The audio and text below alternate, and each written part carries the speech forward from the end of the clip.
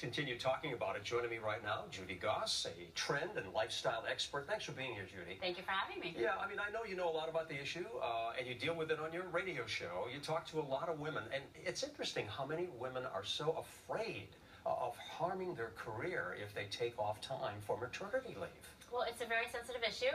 On my radio show, I have women calling in all the time about women's issues. It's called What Women Want, so we're discussing all the time about these types of things. And, you know, it's a very emotional issue. Yes. And yes, it's sensitive because, you know what? Either the woman thinks that they're going to lose their job or they're going to lose their rank in their career, or perhaps they want to go back not to lose their status, you know? Right. But another thing also is the economy.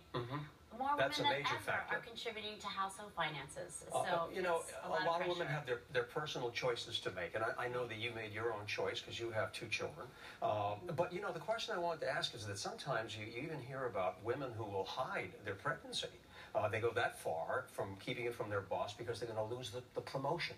They'll lose that opportunity. Yeah, well, that's extreme, and I'm sure that does happen. You know, as far as I'm concerned, I had twins, and I went back to work, and just a couple of weeks after I went back, I had a nanny because I was working full-time, and I called into my work and said, you know, the nanny didn't make it in today, can I work from home? I was working for a tech company, so it should have been really easy. Yes. The reaction I got was, oh, can you get a sitter? You know, so no wonder why we feel pressure sometimes. And a lot of the tech companies, now that you mention it, they're really the best at benefits and maternity leave. They're more considerate than most companies are. I would think they have the budget to do that, probably you so. know? Do you So think that's great that they're doing that. Maybe other companies will follow. I certainly hope so.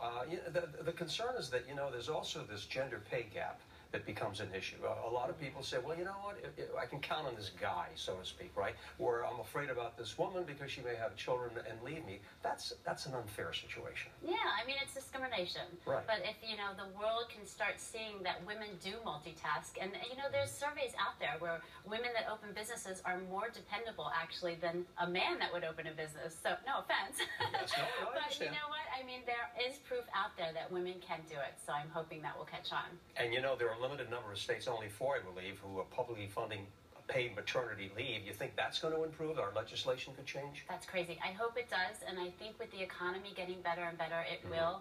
You know, I think companies are just, they don't have the budgets, and they don't want to really put out when they already are losing, you know, so I'm hoping that that will improve. Well, we'll continue to talk about it. Judy Goss, thanks for joining us. We'll be Thank listening you. to you on the radio, too. Thank you so All right, much. when we come back for you, speaking